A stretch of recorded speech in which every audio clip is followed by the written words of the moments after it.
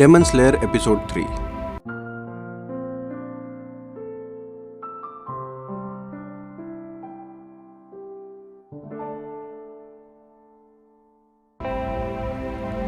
कहानी के स्टार्ट में तांजीरो डायरी में कुछ लिख रहा है और नेज़ुको सोई है। फिर वो लाइट बंद करके साकुंजी के साथ पहाड़ पे जाता है ट्रेनिंग के लिए। तभी स्टोरी नरेट होती है। पुराने काल से हम है डेमन स्लेयर। हम हजारों की तादाद में हैं। ऐसा समूह जो सरकार के हित में नहीं आता। हम पुराने काल से सिर्फ डेमन्स को मारने हैं। हमारे लीडर की पहचान हमेशा से एक राज है। डेमन्स जिनका खाना है इंसान। ये इंसानों को खा के जिंदा रहते हैं। कोई नहीं जानता कि सबसे पहले ये लोग कब और कहाँ आए थे। उनके अंदर अद्भुत शक्ति है और उनके जख्म तुरंत भर जाते हैं। कटे हुए हाथ पैर फिर से उग जाते हैं। इन्हें सिर्फ सूरज की किरणों से ही मारा जा सकता है या एक अनोखी तलवार से। डेमन स्लेयर्स डेमन्स से लड़ते हैं आम इंसानों की तरह, क्योंकि वो इंसान है। उनके घाव जल्दी नहीं पड़ते और जंग में गंवाए हुए हाथ पैर दोबारा नहीं आते। फिर भी वो लड़ते हैं इंसानों को बचाने की खातिर। साकुंजी कहता है, मैं एक ट्रेनर हूँ। मेरा काम है नए तलवारबाजों को सिखाना। और भी ट्रेनर है, वो सब अपने इलाकों में सिखाते हैं और अपने तरीक़ों से सिखाते हैं। ट्रेनिंग कंप्लीट करने और डेमन स्लेयर से जुड़ने तुम्हें फाइनल सिलेक्शन में पास होना होगा, जो माउंट फूजी कसाने पे होगी। और मैं तय करूँगा कि तुम फाइनल सिलेक्शन में जाओगे या नहीं। तांजीरो की ट्रेनिंग स्टार्ट होती है। तांजीरो कहता है, आज से मैं एक डायरी लिखूंगा नेज़ुको के लिए। मैं फिर से पहाड़ उतर रहा हूँ। मैं कड़ी मेहनत करूँगा जिससे मैं फाइनल सिलेक्शन में पास हो जाऊँ। हर दिन मैं पहाड़ से नीचे उतरता हूँ और अब मैं ट्रैप से बचना सीख रहा हूँ, क्योंकि मैं अब और स्ट्रांग हो गया हूँ और किसी तरह मेरी सूंघने की शक्ति पहले से और तेज़ हो गई है। फिर भी ट्रैप्स और भी ज़्यादा मुश्किल होते जा रहे हैं। ऐसा लगता है वो मुझे मारना चाहता है। अगले दिन आज मैं अपनी तलवार के साथ पहाड़ से उतर रहा हूँ, पर उसके साथ मूवमेंट करने में और ज़्यादा मुश्किल होती है। भारी तलवार के कारण मैं ट्रैप्स में फंस जाता हूँ। तांजीरो रोज ट्रेनिंग के बाद डायरी लिखता है नेज़ुको के लिए। आज मैंने तलवार चलाने की प्रैक्टिस की। सिर्फ आज नहीं, मैं रोज़ ही करता हूँ। जैसे ही पहाड़ से नीचे आता हूँ, मैं तब तक तलवार से प्रैक्टिस करता हूँ जब तक मेरे हाथ ना निकल जाए। अगले दिन साकुंजी तांजीरो को तलवार की ट्रेनिंग शुरू करता है। लंबी सी तलवार साइड से नाजुक होती है, तो आपको वहाँ ताकत लगाना होता है जहाँ से वो मजबूत हो। तलवार का रुख और तलवार चलाने की दिशा सेम होनी चाहिए, नहीं तो वो टूट जाएगी। साकुंजी ने मुझसे कहा, अगर तुमने वो तलवार तोड़ी तो मैं तुम्हारी सारी हड्डियाँ तोड़ दूंगा। उसकी आवाज़ में मुझे सच्चाई लगी। अगले दिन तांजीरो गिरते ही तुरंत उठ के लड़ने की ट्रेनिंग कर रहा होता है। तांजीरो तलवार उठाता है और निहत्थे साकुंजी की ओर बढ़ता है। फिर भी साकुंजी बहुत ज़्यादा ताकतवर होता है और हर बार तांजीरो को उठा के फेंक देता है। आज मैं सीख रहा हूँ फाइटिंग फॉर्म्स और ब्रीदिंग टेक्निक्स। साकुंजी कहता है, मैं तुम्हें ब्रीदिंग टेक्निक और सारे 10 फाइटिंग फॉर्म्स सिखाऊंगा।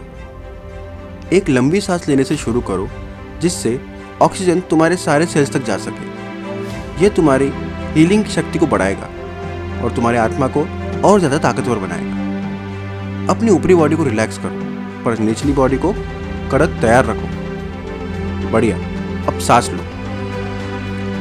तांजीरो सांस लेता है तो साकुंजी उसे गलत तरह से सांस लेने पे पेट पे जोर से मारता है। अगली बारी थी फाइटिंग फॉर्म्स की। तांजीरो उन्हें भी गलत करता है। तांजीरो कहता है, ठीक से ना कर पाने के कारण साकुंजी रोज मुझ पर चिल्लाते हैं। अगले लेसन में मुझे पानी के साथ एक होना है, जिसके लिए साकुंजी उसे झरने से नीचे फेंक देता है। तांजीरो गिरते झरने के नीचे ट्रेनिंग करता है। तांजीरो कहता है, 6 महीने हो चुके हैं और नेज़ुको अब भी सोकर है। साकुंजी एक डॉक्टर को बुलाता है, पर वो भी दिक्कत नहीं बता पाता। तुम इतना क्यों सो रही हो नेज़ुको? मुझे डर लगता है कि एक दिन मैं उठूंगा और उसे मरा हुआ पाऊंगा। ये बात मुझे रोज सताती है। अगले दिन तांजीरो ट्रेनिंग कर रहा होता है और कहता है, अब मैं पहाड़ के और भी ऊपर से उतरता हूँ, जहाँ की हवा और भी ज़्यादा पतली है। बहुत बार तो ऐसा लगता है कि मैं मर जाऊँगा। साकुंजी कहता है, बस अब मैंने तुम्हें हर एक चीज़ सिखा दी है जो मैं सिखा सकता था। तांजीरो कहता है, मैं 1 साल से माउंट सगेरी पे हूँ और अचानक से ये। साकुन जी कहता है, अब बाकी काम तुम पे है, तुम्हें अब खुद से माहिर बनना होगा, मेरे साथ चलो। साकुन जी तांजीरो को एक बड़े से पत्थर के सामने ले जाता है और कहता है, अगर तुम इस बड़े से पत्थर को 2 हिस्से में काट दोगे, मैं तुम्हें फाइनल सिलेक्शन में जाने के लिए परमिशन दे दूंगा। तांजीरो मन में सोचता है, क्या सच में ये मुमकिन है? क्या तलवार इसे काट सकती है? मैं हार जाऊंगा, मेरी तलवार टूट जाएगी। और साकुन जी शांति से वहां से चला जाता है। तांजीरो कहता है, वो दिन आखिरी था, उसके बाद से साकुन जी ने मुझे कुछ नहीं सिखाया।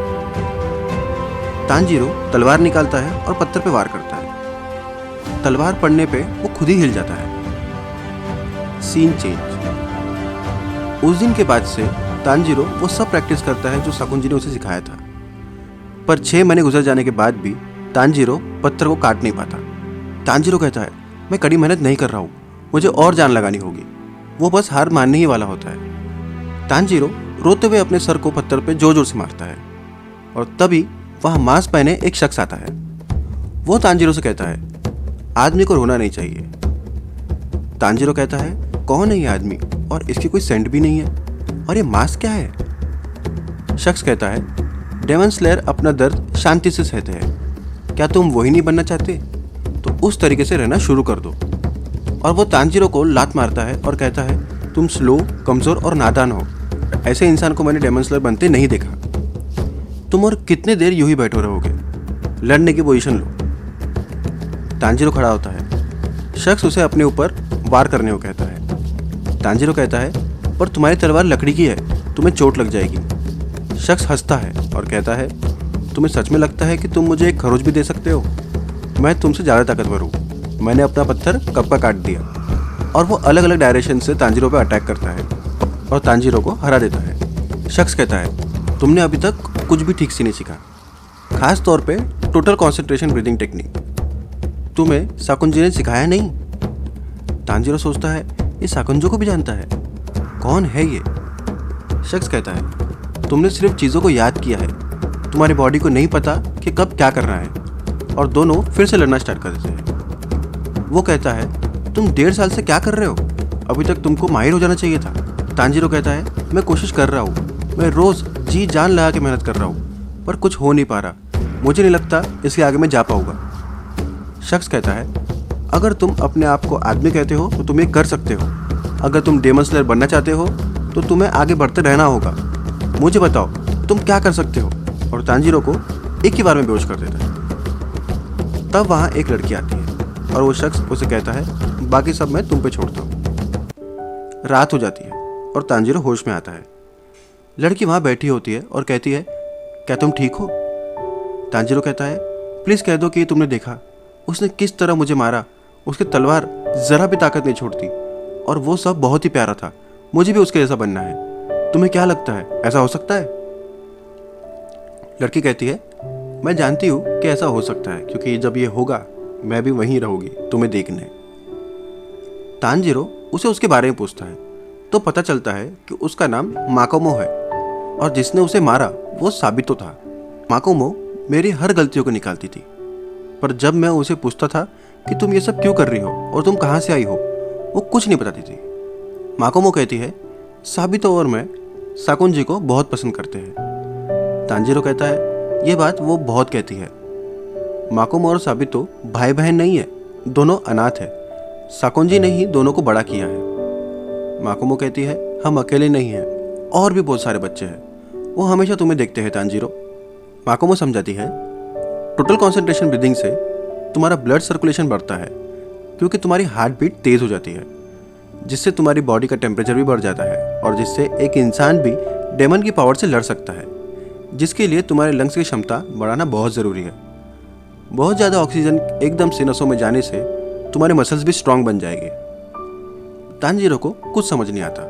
वो कहता है, क्या मैं ये सब कर सकता हूँ? तो माकोमो कहती है, तब तक ट्रेनिंग करो जब तक तुम्हारी जान निकल ना जाए। एक बार तुम ये सीख लोगे तो फिर कोई काम ऐसा नहीं होगा जो तुम नहीं कर सकते। मैं रोज़मर्रे तक ट्रेनिंग करता था, फिर भी साबितो मुझे हरा देता था। 6 महीने बाद कुछ बदला। एक बार फिर से मैंने उसे चैलेंज किया, पर इस बार उसकी तलवार असली थी। साबितो कहता है, तुम्हें 6 महीने लग गए, पर आखिरकार अब तुम एक आदमी की तरह दिख रहे हो। और साबितो अपनी तलवार निकाल लेता है। तांजीरो कहता है, आमने सामने की लड़ाई इजी है, जो भी तेज और ताकतवर होगा वो जीतेगा।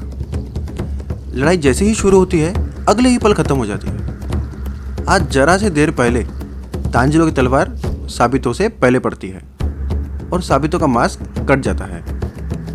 जैसे ही तांजीरो जीतता है, साबितो खुशी से स्माइल करता है और साथ ही सैड भी होता है। माकोमो कहती है, तांजीरो तुमने बढ़िया किया, तुमने जो किया कभी भूलना नहीं, मेरे लिए हमेशा जीतते रहना। और माकोमो गायब हो जाती है। तांजीरो देखता है साबितो भी जा चुका है और तांजीरो ने साबितो का मास्क काटा था, पर वो देखता है कि असल में उसने पत्थर को 2 हिस्सों में काट दिया था।